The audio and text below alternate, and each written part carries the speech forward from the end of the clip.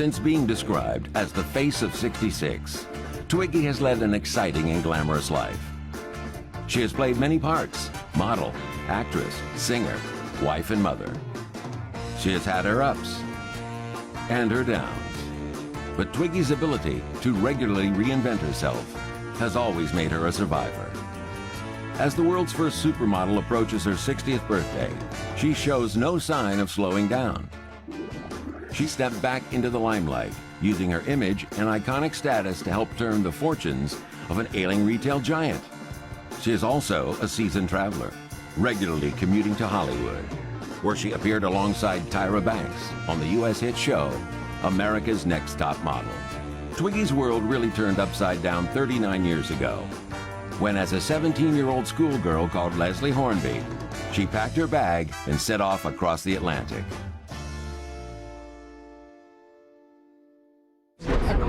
Nothing to lose.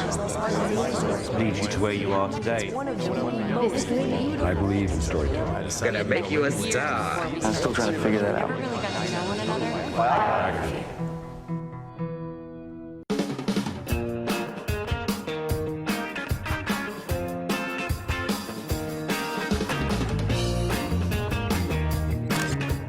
In 1967, Twiggy visited the United States for the first time. When she landed at Kennedy Airport, she was greeted with an incredible fanfare. She was the Brit sensation that everyone wanted to see. When she began, what I remember is that all the girls wanted to be her, and all the guys wanted to take care of her. So what's better than that? I met her when she was 15, nearly 16, and she was Twigs. We always called her Twigs at home. I never, ever have called her Lesley, ever. I met Twiggy, I suppose, about 30 years after I'd first heard of her. And since I'd been technically in love with her for about 15 years, I took the opportunity to ask her to marry me. It went down quite badly with my girlfriend of 5 years, and not that well with Twiggy. My wife at the time was flicking through Vogue and said, "Hey, take a look at this model, she's special." And lo and behold, there was this unique form gracing the pages of Vogue, and I thought, yeah, she is special. And usually when somebody is iconic, they are, "Darling, how are you?" And she's just like, "I'm just a mum, Tyra, I'm just a mum." You know, she's just a normal woman with an amazing history. Twiggy was born Lesley Hornby on September 19, 1949, in Neasden, North London. Her father was a carpenter and shop fitter for many stores, including Marks and Spencer's. Her mother worked in Woolworths. While still at school, Twiggy got a Saturday job in a local hairdresser's, Mr. Vincent's. It was at this time she discovered Biba, a boutique frequented by London's dedicated followers of fashion. I worked at the hairdressers my sister worked at. She got me, I used to wash hair and sweep hair and hand up pins and things like that. And I get pocket money. And me and the other junior, Kay, I was a mod at that time, I must have been 14, 15. We used to save up our pocket money for about 4 or 5 weeks, and then we'd rush down to the new boutique Biba, which was it was the first one on Abingdon Road, and we'd have an hour lunch break, and we'd get on the tube, go one stop, run down the street, run down Abingdon Road, and buy a dress, because you could buy, you know, a dress for £2–3. And it really was the first shop in London, I think, that sold kind of boutique clothes to teenagers. All the other stores, you kind of went with your mum. Twiggy met a young man at Mr. Vincent's called Tony Davies. Tony's brother Nigel was a regular face in the salon. They all became close friends, and Nigel assumed the role of Twiggy's manager. I was, as I say, a Saturday girl, and this rather flamboyant, slightly flash guy used to come and pick his brother up, and that was Justin. And he was Nigel Davies, but he changed his name to Justin de Villeneuve. I suppose it sounded a bit more flash than Nigel Davies. I used to have a Saturday job at a hairdresser's where my sister worked and Justin's brother worked. And,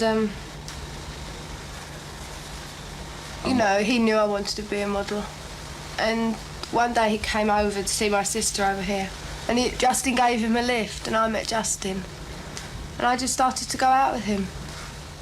And he had a car which was very flashy in those days. And so we started kind of dating, and it was through a friend of his who worked on a big magazine called Woman's Mirror. And I went along because she'd seen me, and she said, I think you should be seen by the editress. So I went to see this editress, and she just said, you know, you're very tiny. I'm not sure you could be a model, but you might. She said, you've got an interesting face. Because I was already painting my eyes, because we didn't have makeup artists in those days. So not for school, but at weekends I'd do my eyes. It would take me about 3 hours, and I'd have 3 pairs of false eyelashes and draw on those, what became known as Twiggies, under my eye.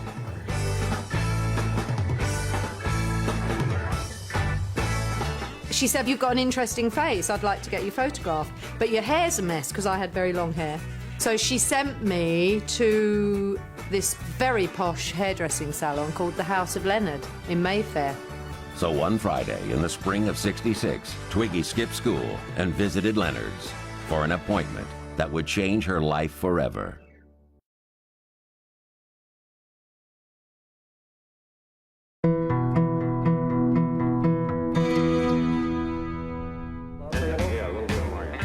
It was 1966, and Lesley Hornby, the girl who would become the world's first supermodel, was still just a 17-year-old schoolgirl with a dream. That dream was about to become a reality as she sat in the chair at Leonard's for a cut that would change her life. The salon wanted to take some pictures of their creation, so they asked top fashion photographer Barry Ladigan to take a few shots.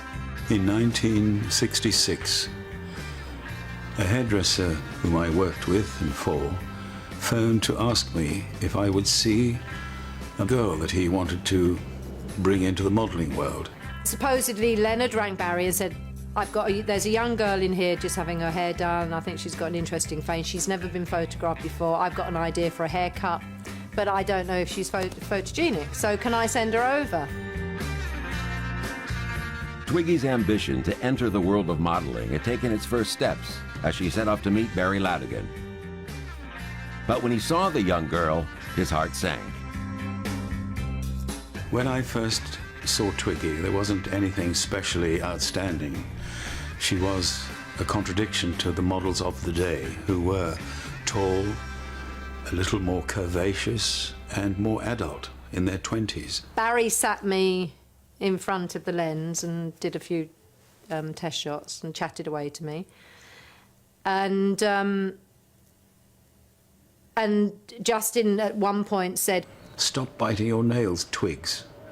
And I said, "What did you call her?" He said, "Oh, Twiggy, because she's so skinny." And Barry said, "Well, if you ever do become a model, you know, you should keep that name. It's a great name." There was somehow something intrinsic in her as an actress model, and that became very evident when I was photographing her. So I went back to Leonard's a couple of days later, took another day off school. He cut my hair.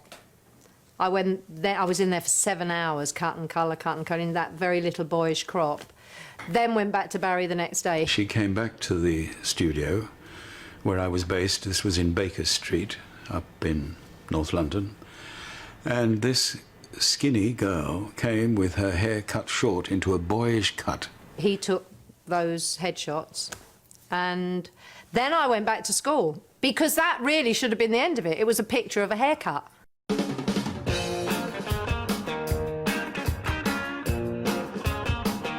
The pictures of the shoot were hung in Leonard's salon, where they were spotted by a journalist called Deirdre McSherry. The next stroke of luck was one of Leonard's clients was a lady called Deirdre McSherry, who was a big fashion journalist for a big daily newspaper called the Daily Express, and she was a client. She came in to have her hair done one day, saw the picture of me on the wall with the haircut, said to Leonard, "I love the haircut, who's the girl?" Leonard said, "It's just a young schoolgirl. I want to meet her." I got a phone call at home to go, would I go and do an interview? I mean, I was so green, I didn't even know what an interview was.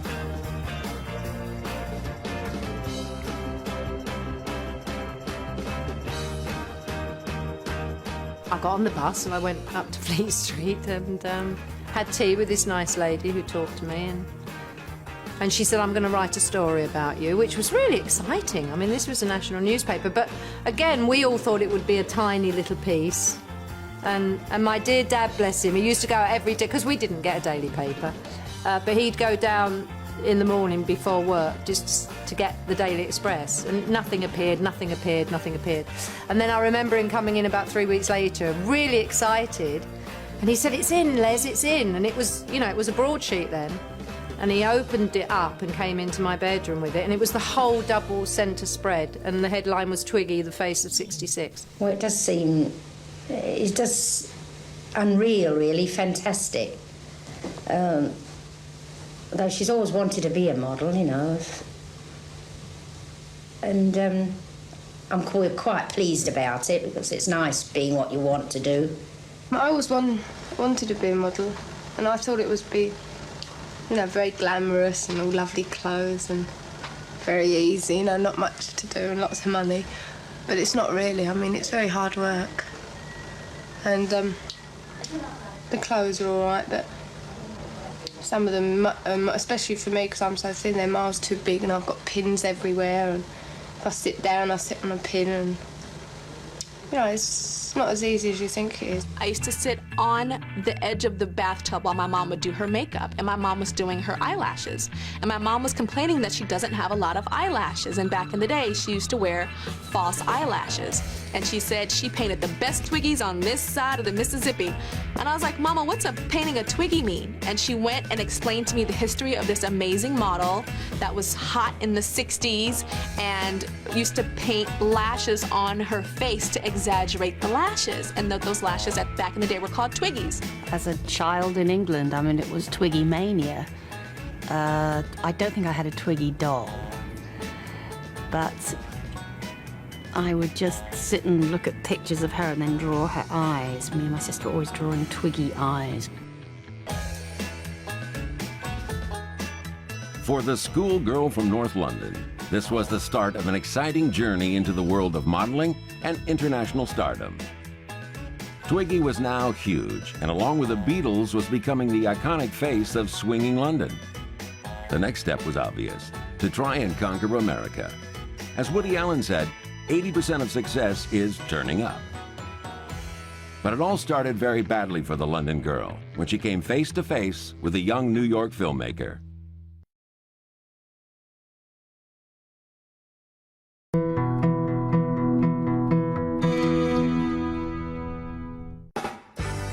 It was 1966. The Beatles were at #1 with Yellow Submarine, and a 17-year-old schoolgirl called Lesley Hornby had become the face of swinging London. During her first visit to New York in 1967, rock photographer Bert Stern decided that this seminal moment should be captured on film. When she arrived in New York, we were at the airport with cameras, and so the moment she got off the plane, we were shooting. I'm looking forward to going into the helicopter, you know, that goes into New York. I want to see the Empire State Building and go to the top. What do you think of this reception you're getting here today? Fantastic. I can't believe it. It was incredibly exciting and a bit frightening, actually. I nearly got squashed in New York. We were doing photographs, and a crowd gathered because Bert Stern was doing a big documentary on my trip to New York. And I had no idea that it was going to be as big as it became when I went to New York. Yeah, but if the police can't hold you, you won't be able to do it. That's only because they can't see it, but once they see you, they'll make a pass. Okay. Don't worry, Twiggy, you won't go out if it's going to be dangerous. You got 2 elevators, they got to go first. We got to get in the elevator. We were doing a shot of me coming out of a department store, and Bert was filming it, and Melvin was photographing it, and the first 3 rows had my face, very weird. And a crowd started to gather because people wondered what was going on. I mean, I don't think a lot of people knew who was in the middle. It was me! Very little. And they'd given me a bodyguard called Harold Paul, which I thought was, I don't need a bodyguard, you know, I'm all right. And thank God they did, because I came out of these swinging doors And the crowd had got so big, and they were also behind us, and actually the film crew lost me because somebody knocked the camera out of their arms as I went through. And the last shot they got of me was screaming. I turned round to Harold, ah, shouting "Mum" or something.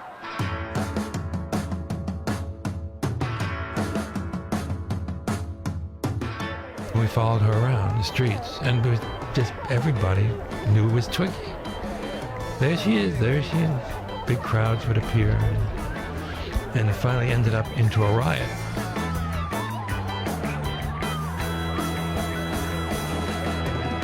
Bert had this idea. He said there's this new. I think he was just trying to give colour to the documentary, so there were a few different things, which was fine.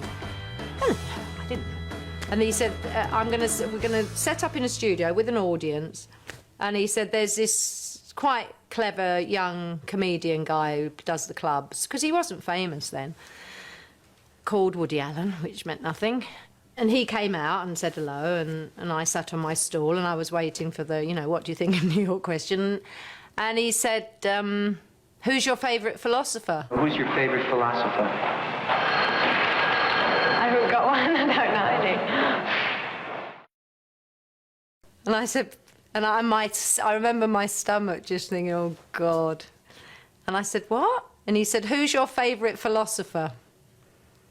And I said, I don't know. I haven't got one, I don't know any. Who's yours? Oh, I like them all. Who? And he said, you Greeks and your Romans. I like your Greeks, your Germans, your enlightened philosophers, your eclectics, Yeah, but what are their names? I was panicking. I don't know their names, though. What are their names? Let's see, there's a host of them. We're not... So he did a pratfall off the stall, and then he got back on and said, I suppose you've read Dickens? And I said, yeah, at school. But you probably read all of Dickens and Thackeray. At school. At school? When we had to read them. They forced you to read them, so that's not a good thing, because you don't want to read them then. I'd read Great Expectations and David Copperfield. And then in the end, he just kind of walked off. It was very unpleasant. Woody Allen was not the only New Yorker to underestimate the 92-pound sensation from London, who was punching well above her weight. I mean, there's that wonderful piece at the end of the documentary on my trip to New York, where I'm walking down Fifth Avenue and Bert Stern and the crew are following me. And I've got, my mini skirt, my short hair, and my eyelashes. And I do look like I look like E.T. really, because everyone else, that mini thing and that look hadn't reached America. So the teenage girls coming up for my autograph all look like Jackie Onassis. They've all got neat little skirts and pillbox hats and handbags. I mean, it's hysterical. Twiggy! Yeah, she's cute. She's cute. She's kind of skinny, though. Then they stopped this wonderful middle-aged couple, and I've gone past, and the interviewer says, do you know who that is? And the woman said, oh yeah, that's that Twiggy girl that little girl from England, Twiggy. What do you think of her? What do I think of her? I think she's cute, I think she's cute, except it'll last. I don't know. It'll last a couple of weeks like everything else. This prophecy was way off the mark, as those 2 weeks would turn into 40 years.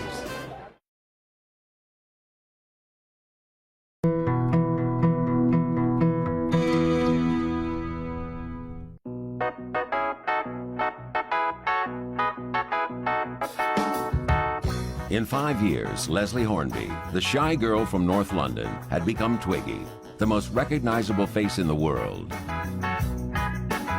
It was 1971. Twiggy was now 22 and desperate to try new things. Step forward, the enigmatic film director Ken Russell. I met Ken Russell quite early on. We became friends, and every Friday night he used to have a gathering at his townhouse in London, and they would show films.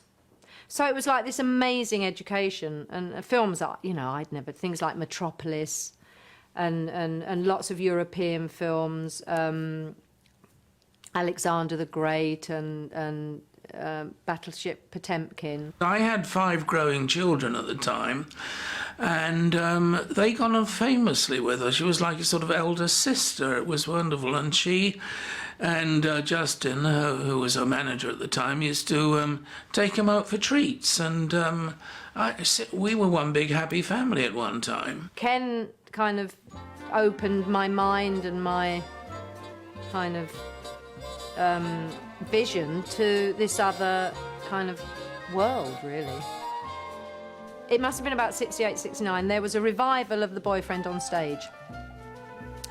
And I went to see it. And we were both bowled over by it. We said, hey, that has to be one of our very favourite musicals. I didn't go to that much theatre then, but I loved this piece. 2 nights after I'd seen it, I was having dinner with Ken and Shirley. And at the end of the evening, he said, I've got a great idea. He said, we should let's do a musical. You can be Polly Brown, which is the girl in The Boyfriend. I'll direct it. I've always wanted to do one. What do you think? I don't know, Ken. You know, I've never acted, I've never sung, I've never danced. He said, oh, go off to class, go off to class. There was a phone call. Ken Russell, can you come to Metro Goldwyn Mayer? The president wants to see you today. I thought, what? God, I bet they've got the film rights. And I haven't even I don't know MGM. I knew United Artists, not MGM. And so I went into the boss's office, sort of trembling, and he said, is that right that you said you were doing The Boyfriend with Twiggy? Do you know that we own the rights? And we've been thinking about doing it for years and years, but we never got the right combination. Do you think you and Twiggy could be the right combination? I said, you hit the nail on the head. I mean, I was incredibly famous, but, you know, I'd never done a film before. And God bless him, you know, and I'll love him till my dying day for it. He stuck out for me. He would not make the film without me. So he said, I'll give you 6 weeks. If you can get a performance out of her in 6 weeks' time, you do the film. And the rest is history. I loved the fact that he was absolutely determined to do it with her. This was not a question of a director having a star imposed on him or looking around at a selection of actresses and making a decision.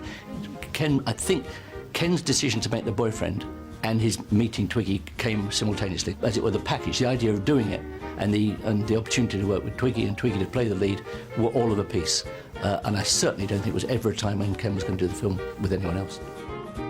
To do justice to the musical itself, you had to do a great variety of steps, you know, tap, ballet, Isadora Duncanish, and I didn't know she could do all that, but she really worked night and day, you know, for 6 weeks, and she mastered the craft in that time. And MGM, when they did see her, you know, do a bit of rehearsing, they were bowled over.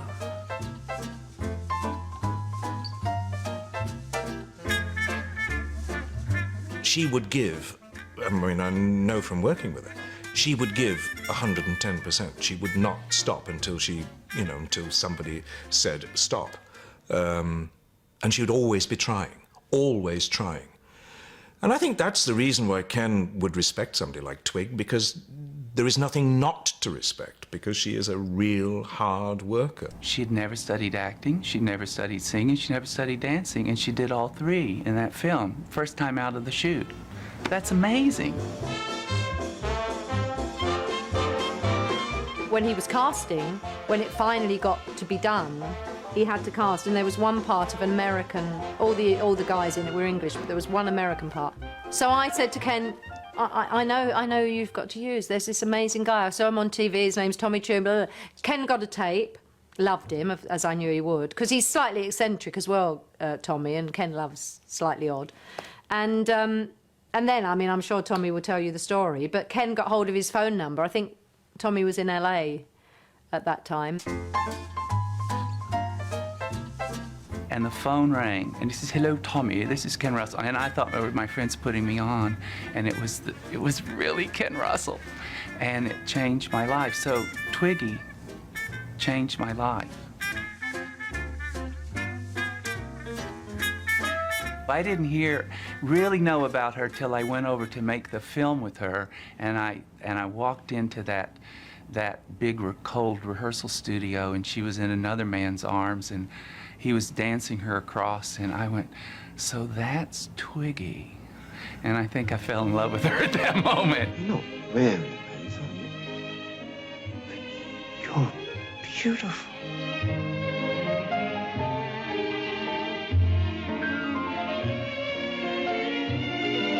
It's her at that moment in time, like Ken Russell said, you could photograph from any angle. She's just so delicious to watch, and she's just so right for that part. And I love the light of that movie. I love that it was shot in some out-of-season old theatre in England, and it was an amazing performance.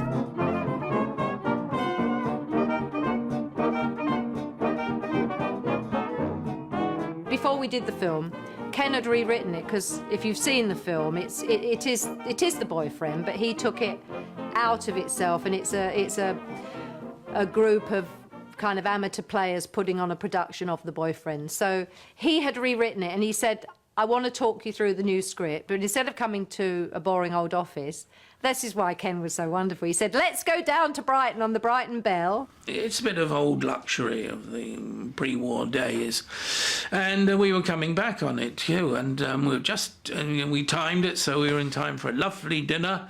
And but Twiggy, being a bit peckish, needed a bar of chocolate to sustain her before the first course was served 20 minutes later. We were walking to the train, and I said, I'm just going to go and get a bar of chocolate.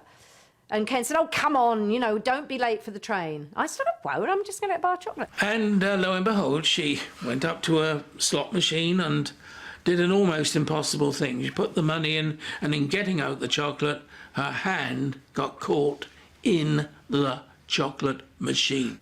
And I remember thinking, this isn't happening. You cannot get stuck in a chocolate machine. So I fiddled and I pulled, and it was, I was stuck.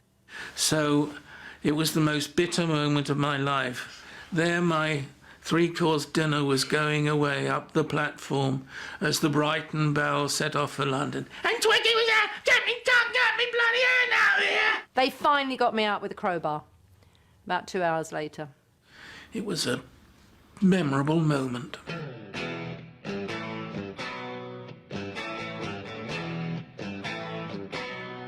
Twiggy loved the silver screen, and the silver screen loved Twiggy. In 1973, she began work on a psychological thriller, W. It was directed by Richard Quine and starred the tall, dark, and handsome Michael Whitney. Michael was 20 years Twiggy's senior. By the end of filming, the couple were inseparable. That was a film I did in '73. It wasn't a particularly good film or anything.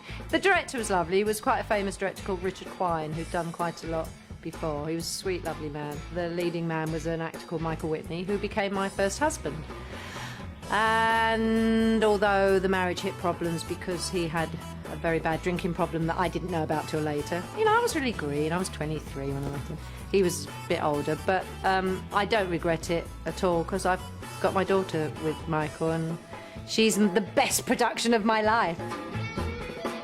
In the 60s, Twiggy had been at the cutting edge of London cool. But although still very young, Twiggy's voice was not being listened to the same way it was a decade earlier. What lay in store for the iconic figure of the swinging 60s would both exhilarate and devastate her.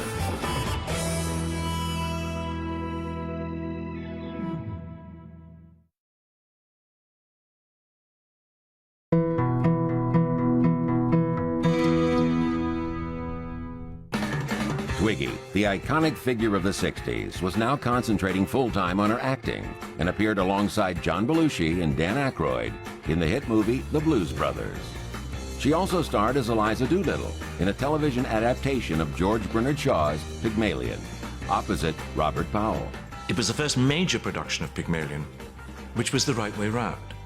The audience genuinely were watching a girl, and they didn't know whether she was going to be able to speak properly.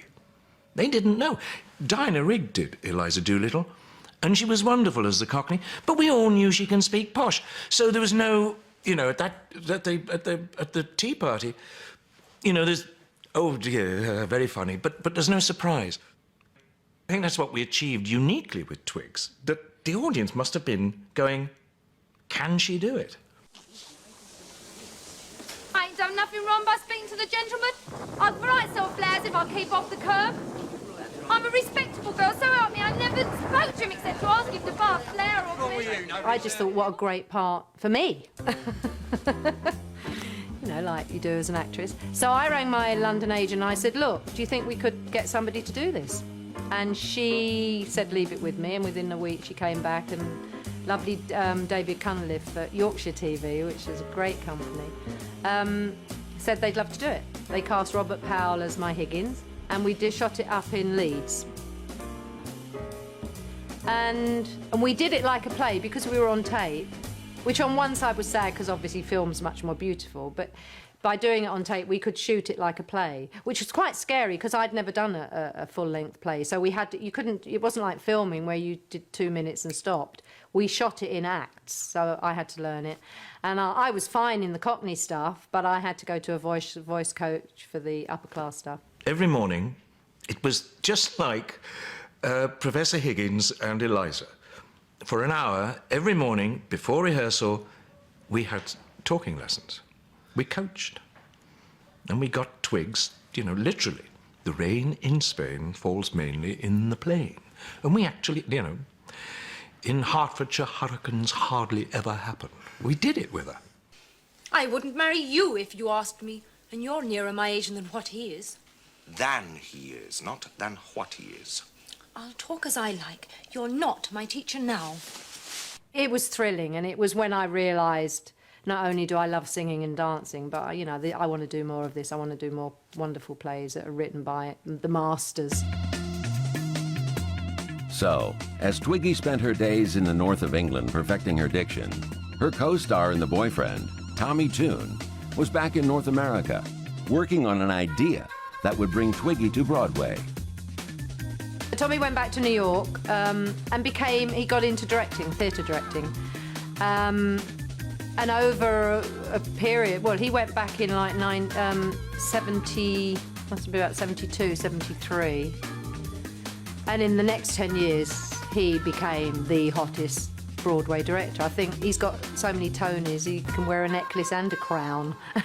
Tonys being Tony Awards for directing. I mean, I can't list them all. Best Little Whole House in Texas, Cloud Nine. I mean, it just ends. He, I have to say, is one of the great theatre directors of all time. And then in the end of '82, I got a call from Tommy saying, I think I've got our project going. And I presumed he meant a film, because that's what we'd been working on all those years before. And I said, oh, great, you know, really? When do we start filming? And he said, well, it's not on film. We're going to do it as, you know, a Broadway show. And I said, what, you mean on stage? Performing on stage 8 times a week? He said, yeah. I said, I can't do that. And I said, why not? She said, I'd be afraid to walk on the stage.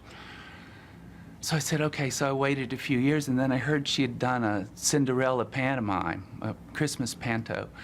And so I called her, said, is it true that you did Cinderella and Christmas panto? And she said, yes. I said, you said you'd be too afraid to walk on the stage. She said, oh, I figured that out. I was sitting on a stool and they raised the curtain and I was already there. She's very practical. So I said, well, what about doing a Broadway show now? She said, oh yeah, I'll do it now. I said, you'll do it now? And she said, yeah. So that's how my one and only came into being. For me, it's the greatest experience of my career and the thing I'm the most proud of. Because, you know, to go out 8 times a week in front of a major Broadway audience and fill the house is very thrilling. In her Broadway debut, she was nominated for Best Actress in a Musical. I would say that's a hit. In 1983, Twiggy and Tommy Tune were invited to take part in the Royal Variety performance. Ladies and gentlemen, to introduce our next act is Sir Laurence Olivier. And I nearly screamed. And it was amazing, because he'd been quite sick, actually, and he'd got out of bed to come and introduce us. And he got up and said, I paraphrase, but it was something like, when you come from Neasden, Broadway seems an impossible place to reach or something.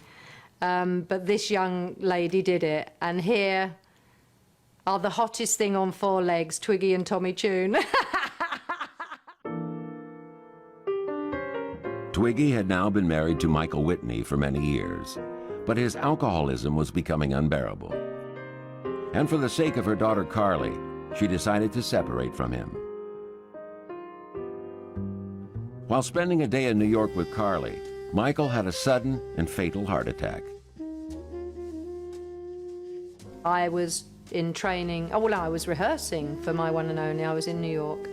By then, it was apparently he had a major drink problem, which we tried to conquer between us. We'd been together for 10 years. And sometimes he'd go for months and be fine, and then, as with most alcoholics, unless they deal with the problem, any excuse to have a drink, be it to celebrate something or to drown one's sorrows. And in the acting business, you know, if you don't get a part, you drink. If you get a part, you drink. You know, it's one of those. And I think with me rehearsing the play in New York, it became very hard for him. And he just got, you know, pretty bad. And I was rehearsing, you know, when you're rehearsing a major musical, you rehearse till midnight. And I then was going home and he wanted to have an argument, you know, and I couldn't cope. So we split up. And sadly, in mid-83, he had a massive heart attack and died. The beginning of the 80s had brought great sadness to Twiggy, but the decade was to end on a wonderful high when she was introduced to her soulmate by Jesus.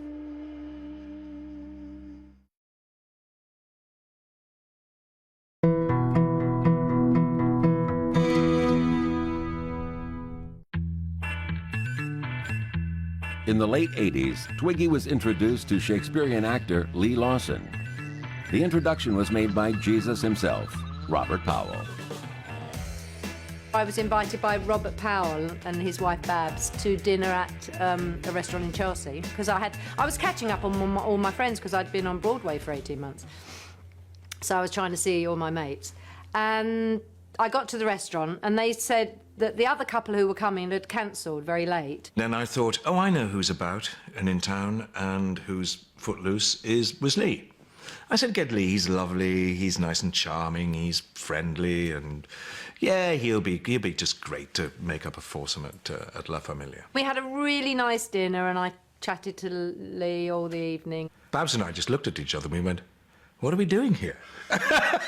Because they just kind of looked at each other and, I mean, they fell in love at the table. We then dated and we went to the theatre and we went to the cinema and we introduced our children. Very important.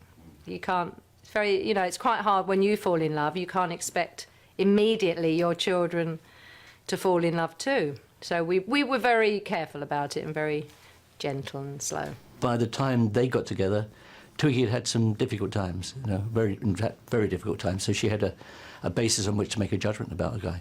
I think they found each other, and I think it's been a huge success, that marriage. And as I said, you can only judge it by what a very nice couple they are to be with. The early 90s brought Twiggy a new series in America called Princesses. She also starred with her husband Lee Lawson and Fran Drescher in the American TV series The Nanny. But it was as the face of Marks & Spencer and as a judge on America's Next Top Model that put Twiggy right back on the front pages once again. When What Happened to Me happened, it was the beginning of what has become this phenomena that all little girls want to be models. I mean, this show that Tyra Banks created and has now been doing, I joined them a year and a half ago. I'm on my fourth one. They've been this is their eighth. And Tyra is a hugely successful, very beautiful model. She came up with this concept and it's phenomenal. I mean, it's so popular because most little girls that you say, what do you want to be when you grow up? They want to be a supermodel. When I heard that she was even interested in doing America's Next Top Model, I felt really grateful and excited because she is a fashion icon and a living legend, and I say that every single week that I introduce her on America's Next Top Model. So for her to grace our show with her expertise and just the legend that she represents in the fashion industry, was amazing. And then to sit with her and to see how down to earth Twiggy is, I mean, she's so real. She got a phone call from a top designer in New York. I mean, I don't know if I should name him, but the, you know, brilliant designer. The deal was, Twiggy, I want to fly you out in the private jet. You're going to come out last along the runway of my, you know, fall show. At the very end, out you're going to come in an amazing outfit I'm going to design just for you. And it was like, you know, big chunk of money. Out comes Twiggy at the very end. And I could hear it on the speakerphone. She went, no thanks, I don't model anymore. And I was going, what? You, that sounds brilliant. What are we doing? We're doing nothing. We're going to do an aerobics class at 3. Go to New York. No, I don't model, she said. I went, of course you do. And I said, you can do your own eyes. Because you know she doesn't like other people doing her makeup. So if you see her makeup done, you go, do you let them do your eyes? No. I always do my own eyes. I said, they'll let you do your own eyes. Go to New York, get this money, go be the last one out on the catwalk. No. I was amazed at that. But then Stephen Meisel called a month later and she did Italian Vogue, and I said, you have to do that. In the UK, Twiggy is starring alongside Aaron O'Connor, Laura Bailey, and Naomi Lenore in a series of commercials for the same famous British superstore where her father had worked almost 60 years before, Marks and Spencer. Twiggy is like all of us. She's not ageless, but I mean, she, her, whatever age she is, that seems to be the perfect age for Twiggy at that moment. So, you know, I've seen her on Marks and Spencer commercials, and I gather she's on American commercials. I mean, she just goes from strength to strength. I was approached by Marks and Spencer's, which is a major chain of departmental store, and they, you know, they are women's clothing and they do everything. And in England, they're part of our institution. I think everyone knows Marks and Spencer's, and they'd had some problems in the late 90s with management, and they'd been in trouble, I think. And then this new team came in, Stuart Rose and Steve Sharp, and a year and a half ago they decided to do this new advertising campaign, and I was approached to be part of it. We all knew it would be good because they had really talented people doing the ads, great photographers, but nobody dreamt, well I certainly didn't, that it would take off the way it has, and now, you know, the sales figures have soared up and we've all been kind of acclaimed for saving Marks and Spencer's. I'm thrilled with this success of the Marks and Spencer's campaign. I think the future for her is, in a sense, is whatever she wants it to be. But what I love about Twigs is she's always had a very clear sense of values, and she's always made her work part of her life. I think that we're at a really interesting stage with Twiggy because she's so beautiful and so confident about getting older, that I think could be extraordinary, because she'll be one of the most beautiful women in the world and she'll be an older woman, and that's a delightful and magical mixture, I think. I love the pictures of her with Kate Moss because I think they share that same quality of this astonishing, chilly, perfect beauty, and then when you talk to them, these utterly natural, kooky girls. She just represents Britain. I think she's one of the iconic. I think you'll have the Minnie and the Union Jack and the Queen and Twiggy and Beatles, and she's just going to be in that classic, you know, representation of Britain, and Britain at a great time in its history. The 60s was this breakthrough period. The class system was falling down, and it's when my husband met her. My husband was a, you know, council house kid from Hainault, and he went to work up in London as Vidal Sassoon with Vidal Sassoon. He was doing people's hair, and it was the breakdown of the class system. It was a huge change in Britain, and it was a positive, fabulous time. I was a child of the 70s. Bobby Charlton and Twiggy were two names that you could say anywhere in the world.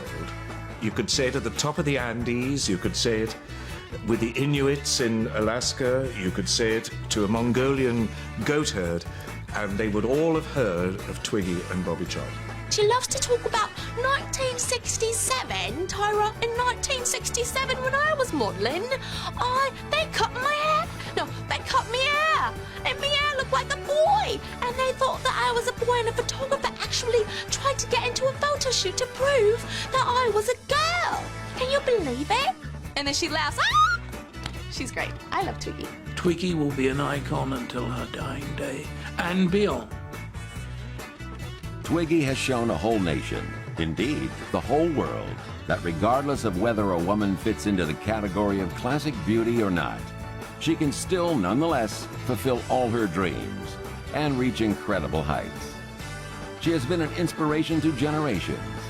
40 years on, she's still basking in the limelight, in which she first stepped as the wayfish, doe-eyed Lesley Hornby from North London. The world looks forward to many more glorious years of Twiggy. Model, actress, singer, wife and mother.